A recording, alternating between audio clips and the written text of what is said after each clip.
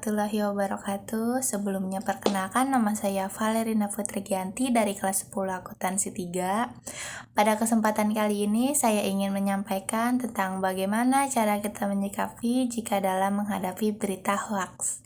Menurut Kamus Besar Bahasa Indonesia, hoaks merupakan berita bohong atau berita tidak bersumber.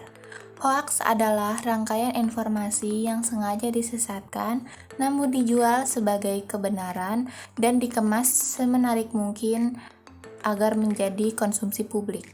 Adapun ciri dari berita hoaks, salah satunya sumber media atau informasinya tidak jelas identitasnya. Tentu saja dampak yang dihasilkan dari berita hoaks sangat beragam. Contohnya dapat merugikan masyarakat, memecah belah publik, mengadu domba, memprovokasi, dan bahkan ditujukan untuk suatu masyarakat yang dapat menimbulkan kegaduhan atau kehebohan yang dapat mengakibatkan masyarakat cemas. Intinya, berita hoaks ini bersifat sangat merugikan. Al-Quran sangat mengecam orang-orang yang ikut andil dalam menyebarkan berita hoaks, mau itu dalam keadaan sadar ataupun tidak sadar. Hal ini ditegaskan dalam Al-Quran Surah An-Nur ayat 14-15 yang artinya, sekiranya tidak ada karunia dan rahmat Allah untuk kalian di dunia dan di akhirat, niscaya kalian akan mendapatkan azab besar karena pembicaraan kalian tentang berita bohong dan kalian menganggapnya itu merupakan suatu hal yang ringan. Padahal di sisi Allah itu merupakan suatu hal yang sangat besar. Maka dari itu kita harus berhati-hati dalam menerima dan menyebarkan berita. Lalu bagaimana cara mengatasi dan menyikapi suatu berita hoaks tersebut?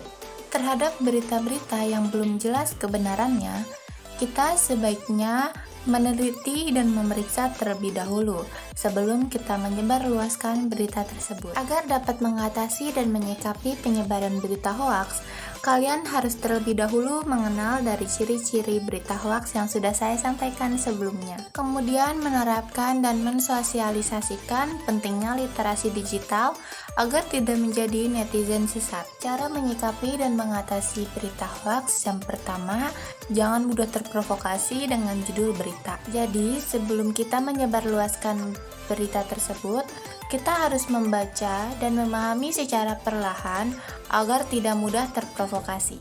Yang kedua, bersifat kritis dengan apapun yang didapat. Seperti apa yang diketahui, siapapun dapat menulis berita di internet.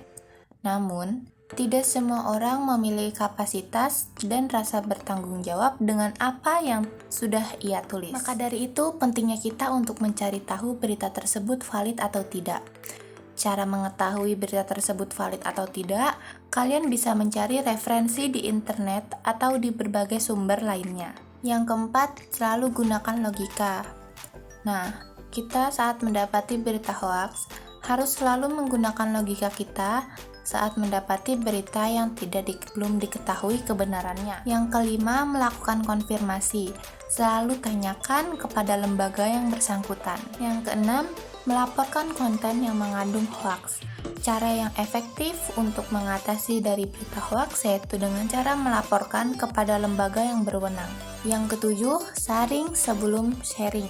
Yang kedelapan, jangan mudah percaya pada foto atau video yang diunggah pada internet. Ada juga beberapa cara bagaimana sih mengecek berita hoaks.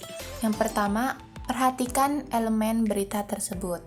Yang kedua, bisa kalian cek di Google atau di referensi-referensi internet lainnya. Dan yang terakhir, dengan cara verifikasi data dari berita tersebut. Mungkin segitu saja yang dapat saya sampaikan tentang bagaimana cara menyikapi dan mengatasi berita hoaks.